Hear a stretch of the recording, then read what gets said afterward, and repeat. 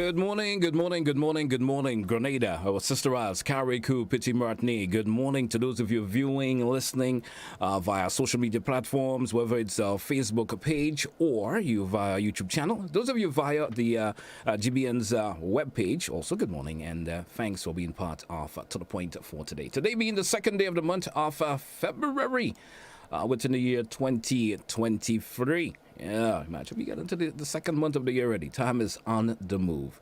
Once again, good morning and welcome. Well, you know what happens on a Thursday, and here on To The Point, we do entertain the Royal Grenada Police Force, various departments or divisions within the Royal Grenada Police Force. And this morning we have the Community Relations Department. Hope I'm right about that. Yes, the Community Relations Department. We have Corporal Sherwin, Noel with us this morning. Corporal Noel, good morning. How are you doing? Good morning to you, good morning to GBN audience and the viewers and listeners. Oh. It's a pleasure to be here once again. Yeah, seem to be only one of the regulars here, right? I hope all is well. Well, this morning, as usual, we always have various topics that we like to discuss. And this morning, we want to spend some time speaking about, safety of children, especially during sporting activities. It's we are practically in the season of it right now, where the various schools will be having their sporting events, whether it's at the various playing fields around the island, depending on their location. Some may be having them at the National Stadium. Wherever their sporting events will be, we want to talk a lot about the safety procedures that maybe parents could speak to their children about before they attend those events. Even the schools themselves, they could probably have those sessions with the students and say, hey, these are the do's and don'ts at the sporting events. But you, the Community Relations Department, you also have some concerns that you would like to throw out, especially to our listening and viewing audience this morning, because they're probably parents at home or maybe just citizens in general who may just want to know some of the do and don'ts, especially when it comes to the safety of youngsters when they are at the various sporting events. I hope I kind of summarize what we talking about this morning. Yes. It's in a way as simple as possible. Yeah, so once again, safety of our nation's children, especially during this sporting activity, it's paramount, to the RGPF. And we, do not take it for granted that all parents are aware or all parents are capable of, providing that sort of safe environment for their children, during this sporting season or outside of the sporting season. Yeah, yes, that's a but the greater risk lies now where you see they are away from school and, a lot of things can happen. So it's our duty to be proactive and to share information that can lead to, a better response from parents, a better response from teachers, from all the stakeholders involved, and to ensure that our children are relatively safe. So this morning I will share with you some of our major concerns, some safety tips as well, and some things that, the RGPF intend to do that can reduce the occurrences of any crime or any violence, any offense against our children. Let's start off by talking about youngsters go out to these events, students even maybe not be going to that particular school, but they feel, or maybe they were a past student of that particular school and they want to attend the sporting events. Let's focus a little bit on loitering. How does the Community Relations Department, or what kind of advice would you like to give? What kind of concern do the Community Relations have when it comes to especially loitering at sporting events by students? Well, loitering at a sporting event, you see, to determine loitering at the sporting event would be, kind of difficult. But around the event and after the event, it's a major concern for us. Yes, because it's a challenge. Yes. It's unsightly. It's something that, we want to encourage parents to speak to your children, let them know the dangers that they can be exposed to. Let them know, that they should have respect and comply with instructions from the authorities. And it's something that, we are faced with on a daily basis, even outside of the sports. And it's our intention to really, step upon like law enforcement, because firstly, loitering is a criminal offense. Yes. One can be charged for loitering, and loitering is being in a place, in a public place, without having a proper reason for being there. So you on one, for instance, in front of the bank, you know, you're not going to do any transaction, but you're just there. It might be for the purpose of committing a crime. Yeah, it might be that you might be there obstructing pedestrians or other persons who want to do, you know, legitimate business, preventing them from passing, harassing other persons.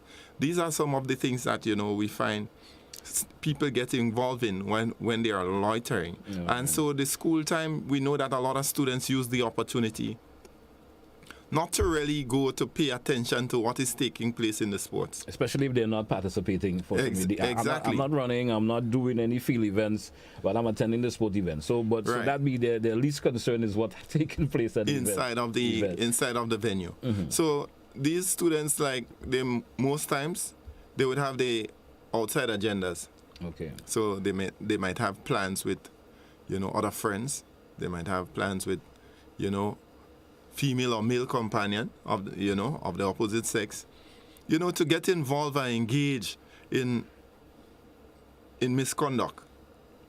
So we urging parents to know your child or your children, their whereabouts. You know, that's the primary reason why most parents give their children cell phone. You know, we're asking you to have a good relationship with the teacher, with the principal, with the other. You know, some of the other students may be in that classroom. So you develop that good relationship.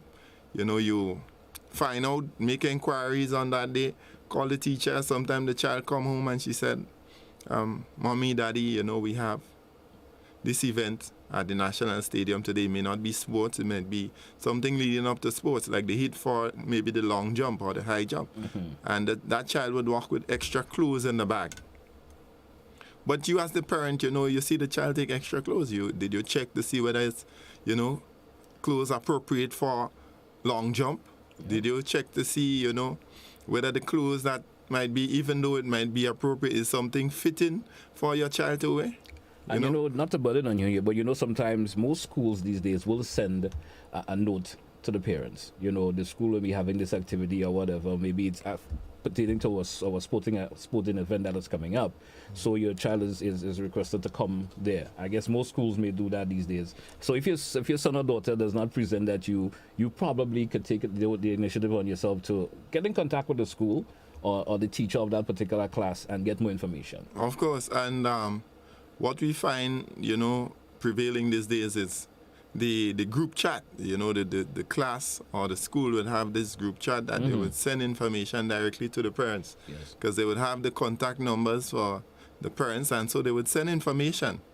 And we urge the administrators of those groups to be a bit timely in the information sending, because sometimes the event is cancelled and, you know, the parent didn't have time to receive the information. So the child already, you know, left home with the clothes. And that can be used for different, you know, hidden purposes. So true.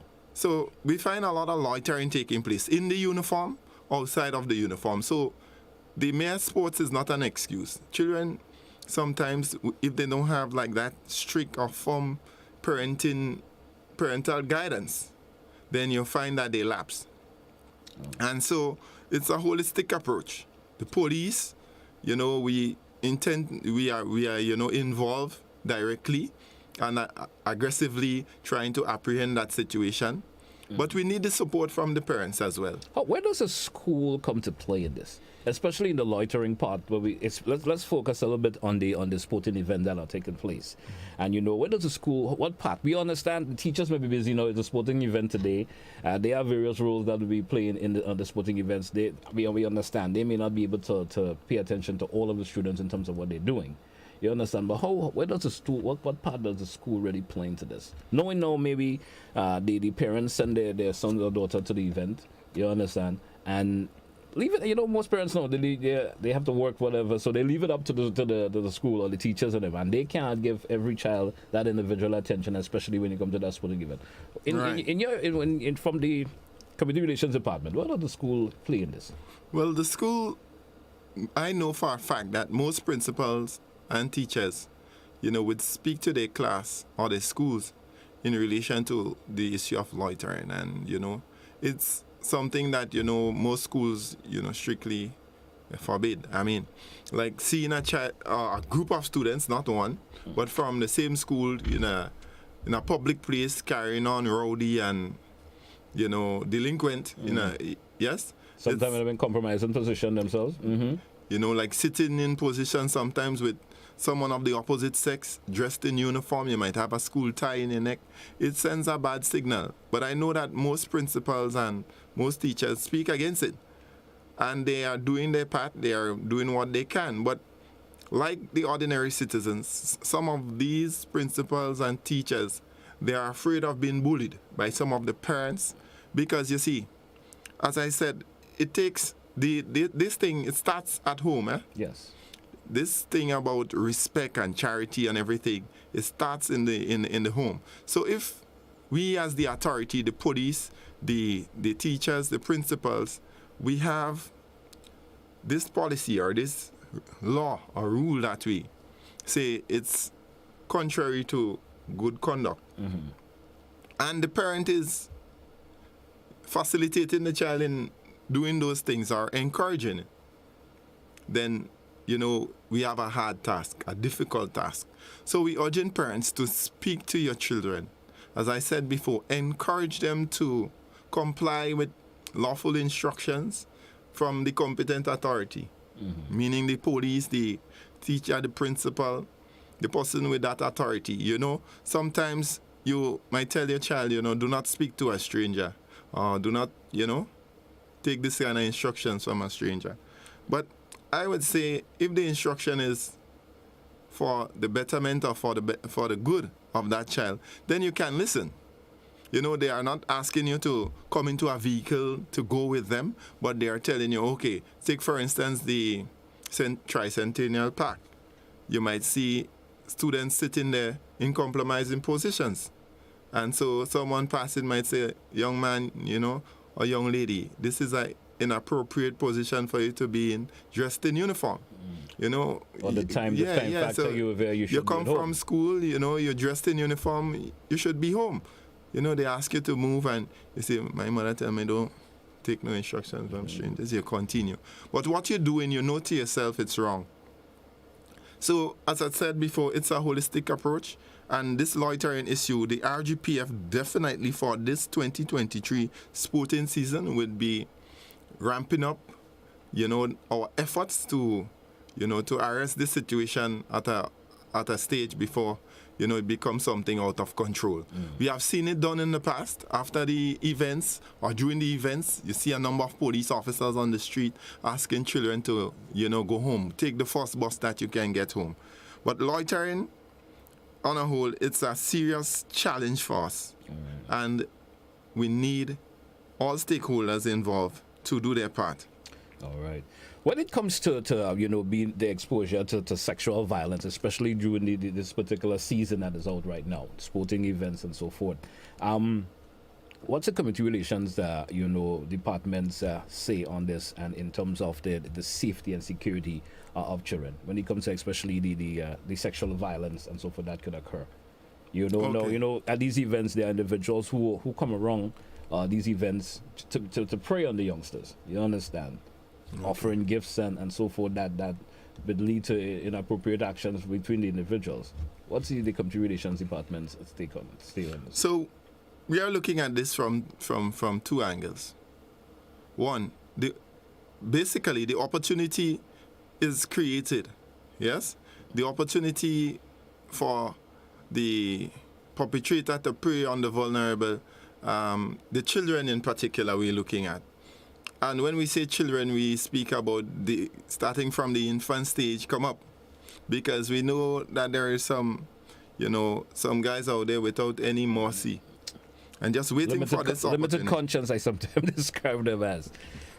Yeah, so we'll firstly look at it from the home, because we know we're speaking about safety of our children during sporting activity. And not all children would be afforded the opportunity to go to those sporting activities. Yes. But they remain at home. Some remain at home. And when you remain at home, sometimes the proper supervision is not there. So your mother or your father who is accustomed going to work will have to go to work as normal. And you, at that time, you're accustomed to being at school. But today, there's no activity taking place in the school compound, so you're home because you wasn't able to go to the sporting activity that is taking place. So you're left unsupervised. So we urging parents and guardians as well. Ensure that your child is left in a safe environment. You know, do not leave children on poorly or unsupervised at home. So take, for instance, you may have a good friend. Yes, a good friend who is of good character, sound judgment, living in the same neighborhood. But you have a child who is, let's say, 5 years, 6 years, that you want to live with the next child who is 12 years. That child, more than likely, the 12-year-old would go to play with another friend in the community. Have the children go to your friends and remain there until you get off from work. Or bring the child to a daycare. Most of the daycare facilities, they provide that sort of service. Yes, so we're asking you to be responsible. You know, this is just creating an opportunity for the children to be molested. You know, we cannot trust. You cannot generally trust, you know, anyone. Because different situations do occur. You know, we have seen that in most circumstances the persons committing the offense is someone that the child or the children already know. Yes. And those persons are out there looking. I can tell you that even as police officers, some of our operations, the criminals are looking.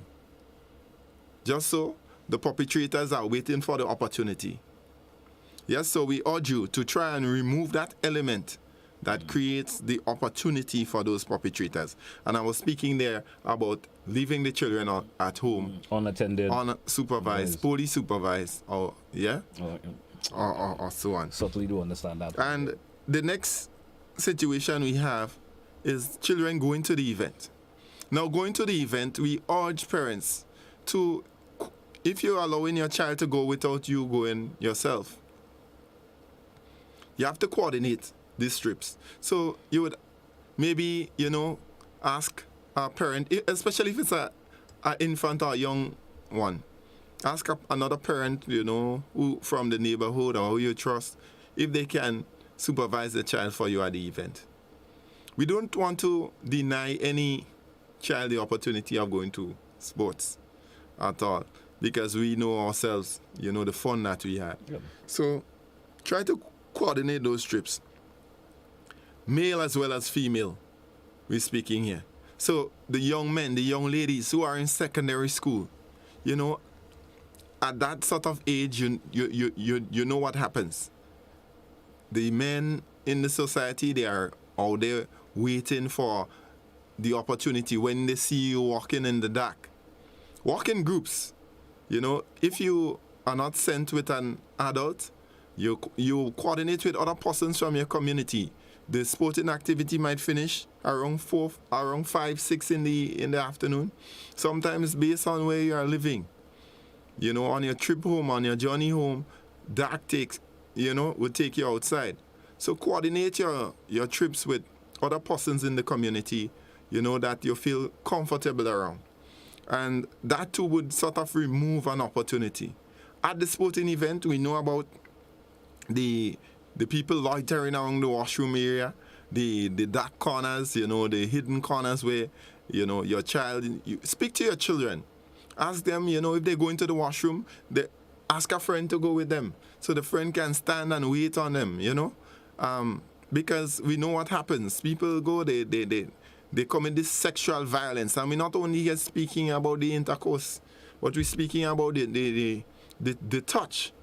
We're speaking about the harassment and so on. And These are things that we want to urge parents to look out for, to speak to their children, and to, be assertive, be proactive, and let's come together and, curb this situation so that we can have a safer society, especially during our sporting activities. All right.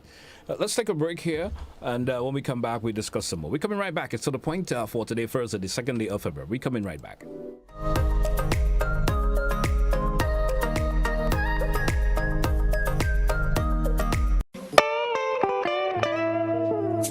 I want you folks to play these 3 games from the NLA. Daily pick 3 cash flow and play with. You will be supporting sports and culture, nation building and our future. So go out and play, folks, make it a must. You will see what the National Lottery is doing for us. When you play pick 3 cash flow and play with, the NLA will support you all the way. Starting September 30th, Monday to Friday, these 3 games will be drawn mid-morning, 9:45 a.m., midday, 12:45 p.m., and evenings, 7:45 p.m. The National Lotteries, supporting sports, culture, and nation building. Sunday money day. Rep your colors. Hot 98 presents the 473 Colors Boat Ride. Going down on Saturday, February 4. Get your tickets now at gotofed.com for only $65. Food included. Boarding time 7 p.m. The boat sails at 7:30. Music on board by the Hot 98 DJs plus other guest DJs. Baby, calm down, calm down. Rep your colors on the boat, cause this one here is gonna be epic. Lock the date, Saturday, February 4th, Hot 98, 473 Colors Boat Ride. Don't you miss this.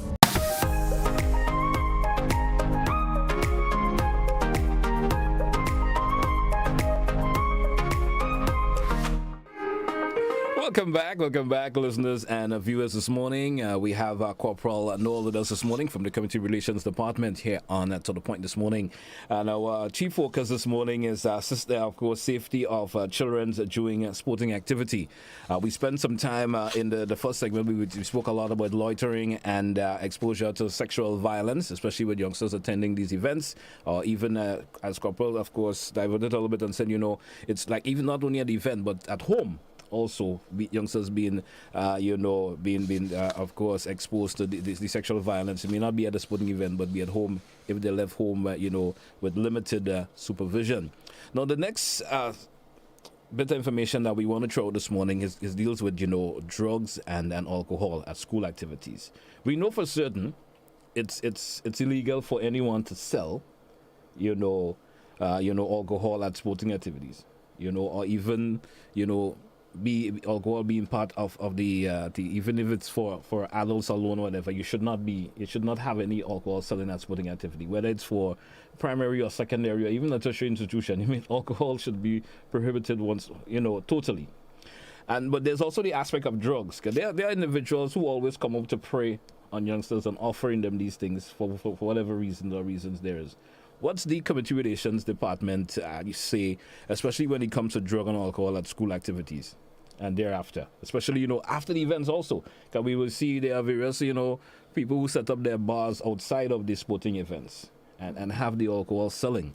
Will we see more pressure being applied to these individuals by, where the police will be going to them and say, hey, that's a no-no. Should not be having that there for whatever reasons. You could have your bar, confiscated or for whatever reasons.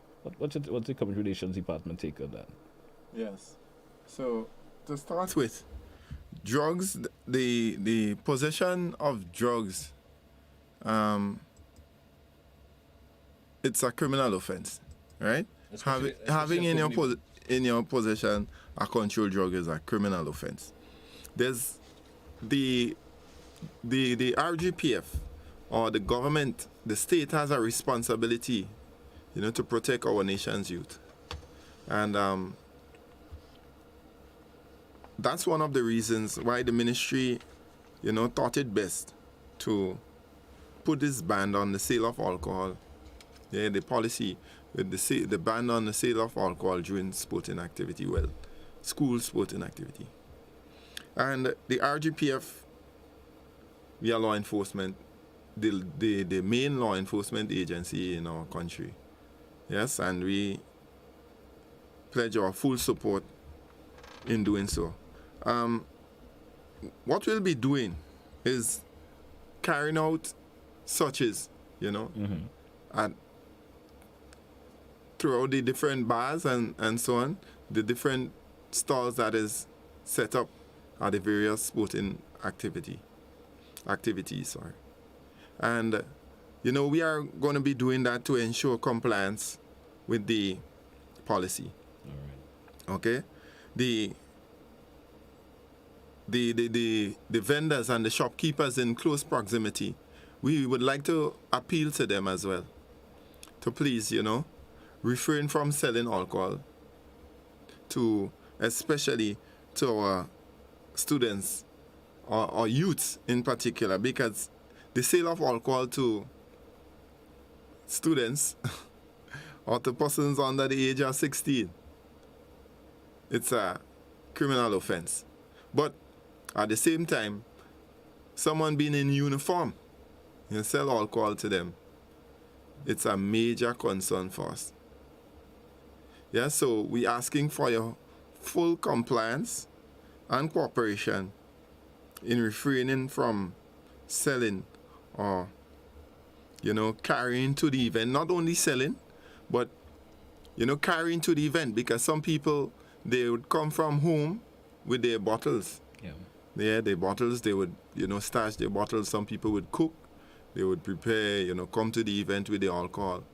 But that would create an environment that is unsafe for our nation's children. And so, with the consumption of alcohol and the use of other illegal drugs, children will become more vulnerable or more susceptible to, these illegal conduct and activities. We have seen, for the early part of this year, the burst of anger and the rage coming from students and some of the parents as well is something that we totally forbid. And we are saying that this is an appeal coming from the RGPF, and we would leave no stone unturned in ensuring that our children do enjoy this sporting activity free from alcohol and other illegal substances. A new trend that we are seeing, though, is the vaping. And like the other banned substances, there's a slight difference between what I'm speaking about, between lawful and, banned. Because the schools do have rules, and they have expectations from their children. So the vaping, it's totally unaccepted by most of the schools. Yes. And we too, as law enforcement, stand firm in the belief that though it's not yet, something in our laws that we can charge someone for, but we stand firm in support of the principals and schools that forbid the use of these substances that our children would tend to be in public places, and make it was dressed in school uniform, ingesting. So we stand firm in support of, not the ban and the confiscating of those apparatus. And so the RGPF would take a firm stand. And so we urging parents that as we go out there and try to create that safe environment for you, the parents, the students, the school in general, the children in particular, we are asking you for your cooperation in speaking to your children, searching their bags, doing random checks before they go to sports, because, sometimes they go into sports, they walk, and that brings me to another point.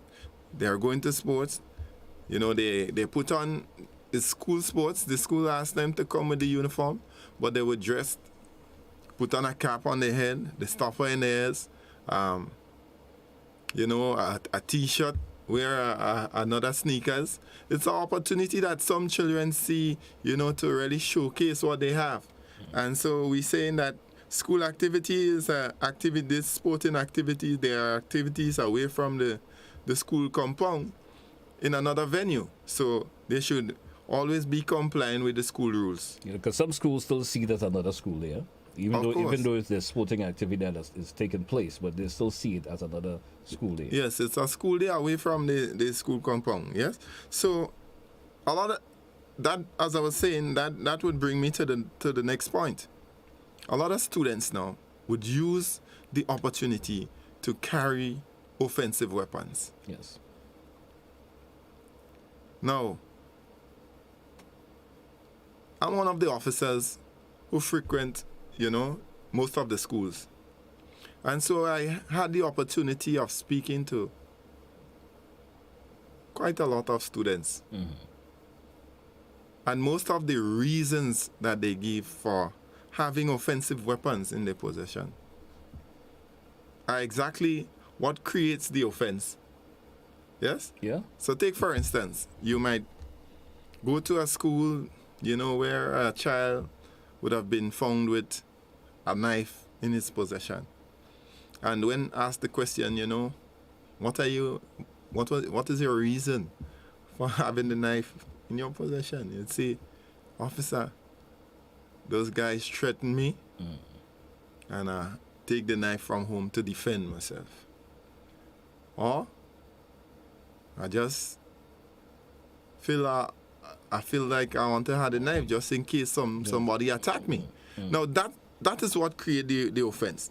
Now, having in your possession an offensive weapon without lawful authority or reasonable excuse. You know, an offensive weapon is something that was made or adapted to be used for the purpose of causing harm or bodily injury to another person. It's an offense. Exactly. So just having it in your possession is already an offense. Having it in your possession. Now, using it will lead to another category of offense. So you use it, you might use it to cause harm to that person. The extent of the harm is another thing. It might be grievous harm, it might be causing harm, it could be maiming, it could be dangerous harm, as the case might be. So just merely having it in your possession without that lawful authority. And when we speak about lawful authority, meaning from maybe the commissioner of police or the minister in some cases with responsibility for. But in that case, it will mean the commissioner of police because it's a weapon. Yes? And or reasonable excuse. Take, for instance, something like a knife. You don't have to have permission from the commissioner of police to have a knife. But you would have, if you have a firearm license, it will be granted by, yeah? So you have a knife. And the police ask you what you're doing with the knife. And you say you have it to peel your oranges and stuff. But you don't know orange. Exactly. In the middle of the night. Yeah, or in the sporting activity. Well, where you find an orange to peel in a sports? You know, well, except you're someone who's a vendor or something. Exactly. Like that. But you being a student or even someone just coming to witness a sporting event, you should not be having a knife. And exactly. And so we are asking students on that day, the protractors and stuff that you would have for in your geometry set and stuff, leave the geometry set at home. You're not going to actual class on that day. You're going to a sporting activity. And so we are just, using this medium to send this information so that not only the students can hear, but the parents can hear and assist, the authorities in ensuring that the environment is safe for everyone. And that's also issue where conflict resolution comes into play. Most of these issues may have started in the school before. Two students may have an issue that they should have had that resolved in the school, but then now thinking, well, we're going to have a sporting event, maybe I should take that whatever issue that we were having now to the sporting event.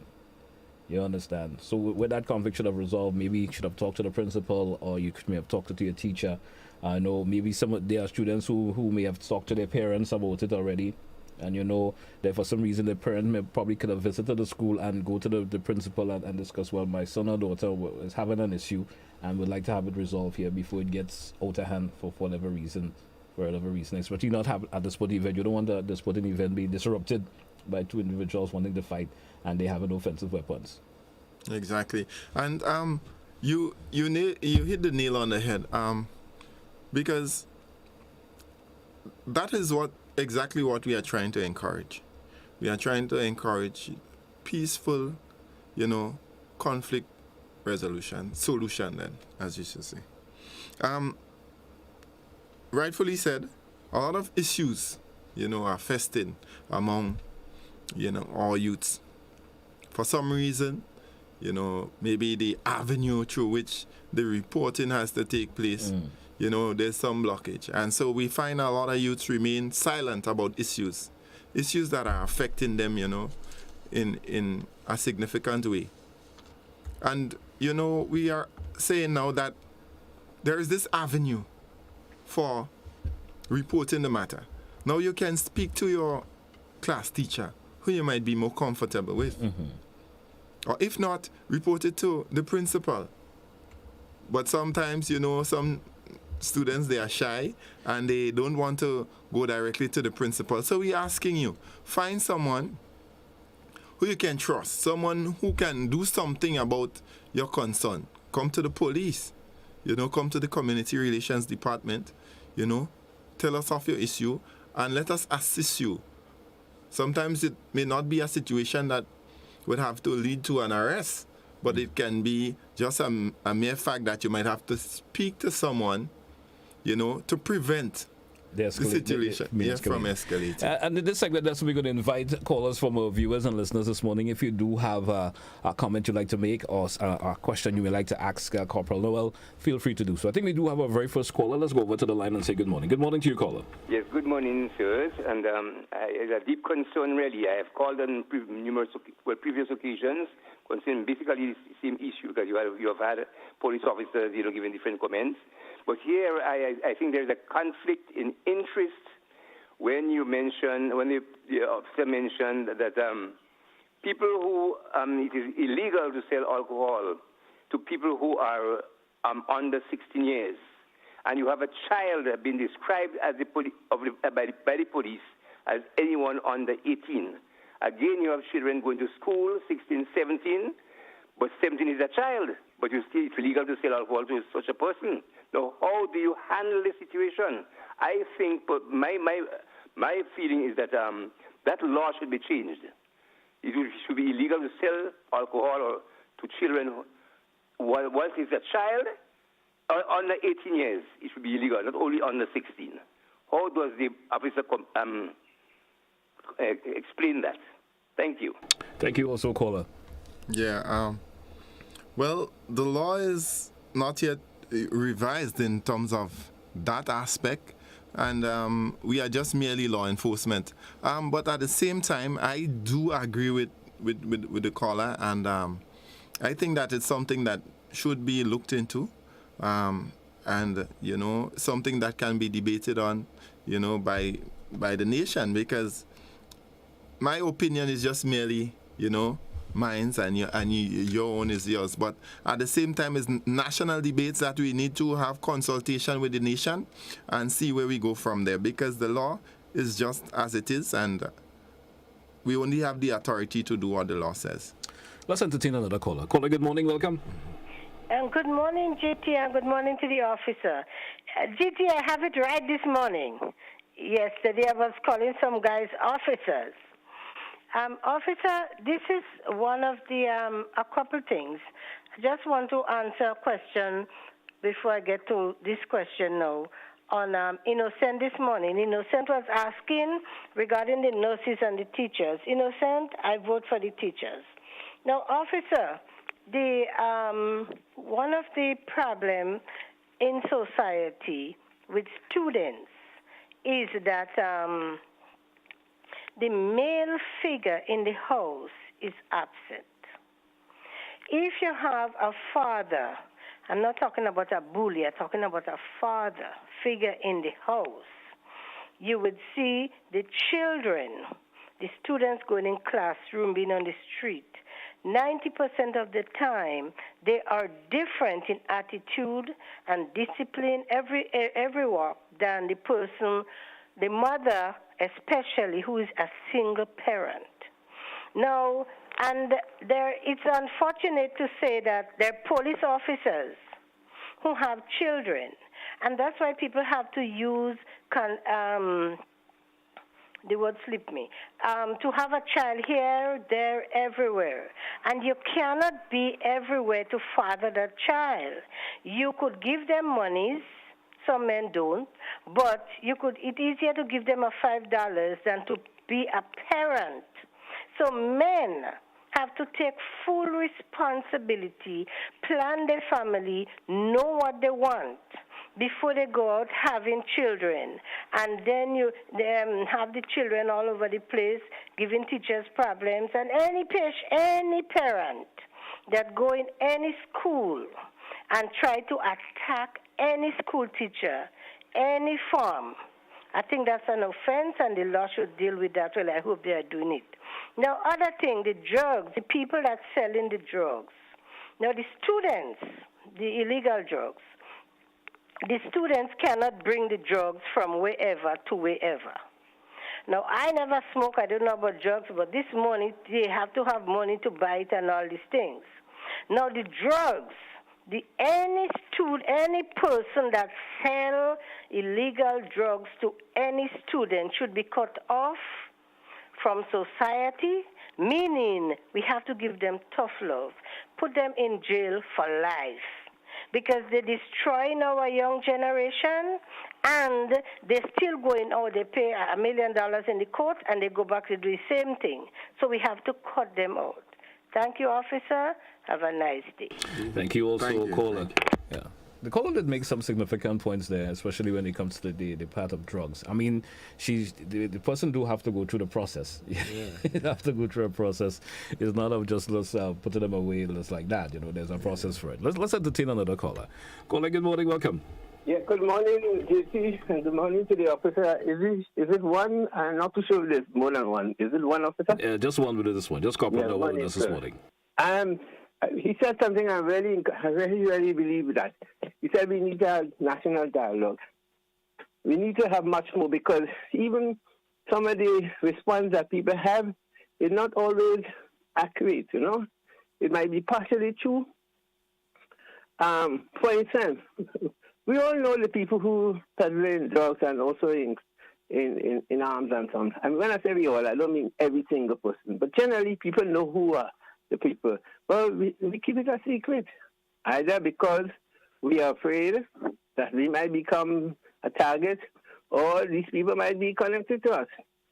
Having said that, it's unfortunate that GBN and the other media who we invited to be part of a discussion last Sunday. I mean, when I say we, I mean Friends of the Old Grenada, in which we had, among other speakers, an inspector of police from Antigua and other people from throughout the Caribbean, in which we looked at the issue of crime. It was entitled "Our Lives, Our Society, Managing Crime and Violence in the Caribbean." And because a lot of the things that people are not even touching here came up. In fact, we got high kudos from folks from the United States. But I would hope that we could really be honest and start the conversation as the officer says. The thing about it is that a lot of people remember that hurt people. And a lot of the time that when children or others will go towards violence or so, or the violation of the law, it's because there has been an infringement on them. And I mean, they have suffered, and not justifying any negative or violent behavior. But we live in a plantation system, a plantation society up to now, and we're not wanting to fail that. And plantation society are generally violent, and they need violence, disrespect and everything. And unless we look at the broad spectrum, have you ever considered why you don't find much what we consider crime and violence in the more upscale settlements in Grenada? or in other parts of the Caribbean, but it's either in the poor, in the so-called ghetto areas and so on. There's a reason we need to examine and try to remedy it, not just put clinical or superficial surface reaction. I mean, I could go on and on, but thank you very much. And officer, I will be more than happy to propose you a call in that thing for dialogue. We need to talk and not shout at each other as some people do. Thanks. Thank you also, caller there, for your contribution this morning. Anything you want to respond to the caller, what he said? Or? Yes, well, I totally would agree with the caller on most of the points that he raised, especially looking at, where most of the crime come from.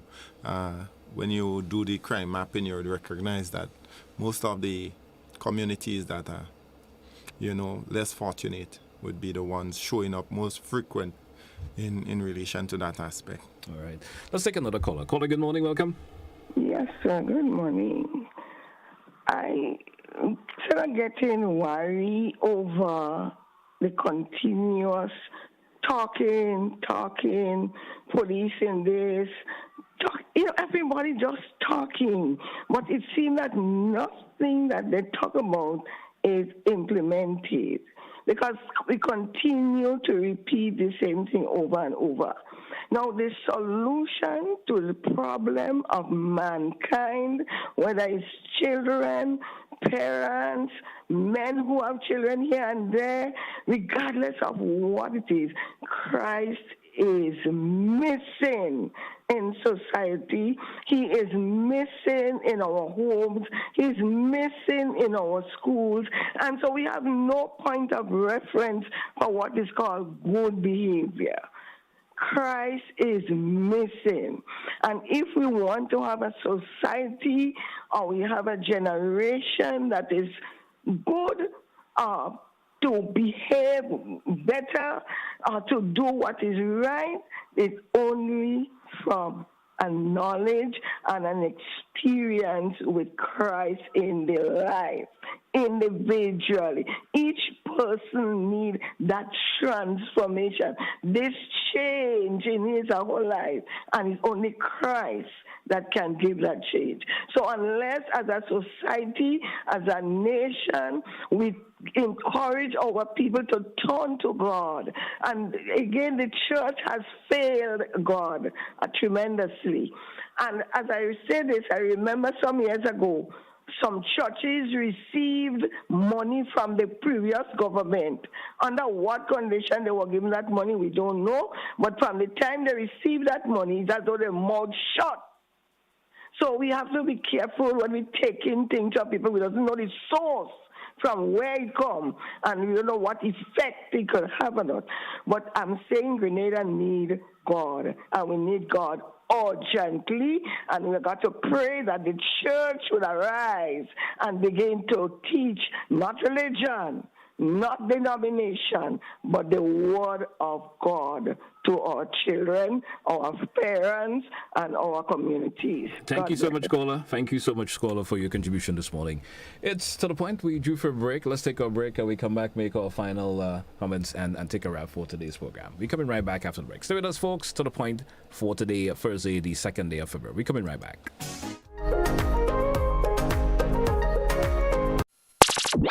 Celebrate 49 years of independence with LA Purcell. When you shop at our stores, save big on lumber, hardware, and furniture. When you shop from January 26th to February 6th, visit our stores today and check out our specially marked items. Price to go. Don't miss out on this independence sale. 49 years never felt so good at your favorite LA. Shop today and save the LA way.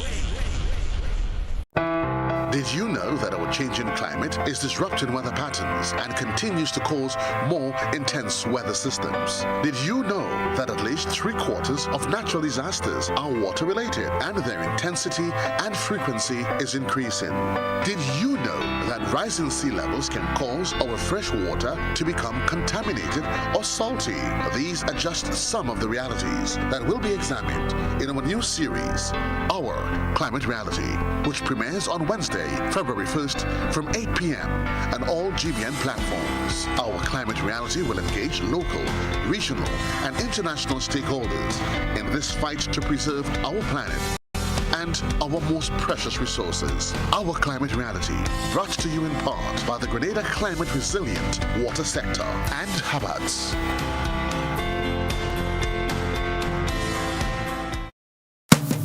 Yes, good day, it's your boy Graphics, and I'm fully endorsing 473 Colors Boat Ride is happening this Saturday aboard the Rum Runner 2. You know the code, get your ticket $65, barbecue included. We boarding 7, we sailing 8 o'clock. Graphics and the full team gonna be on the boat and we outside this Saturday. Don't miss it, you know. Rep your color, bring out your family, bring out your friends. Still in the ICs, Rum Runner 2, look out. We're coming, Hot 98 to the world.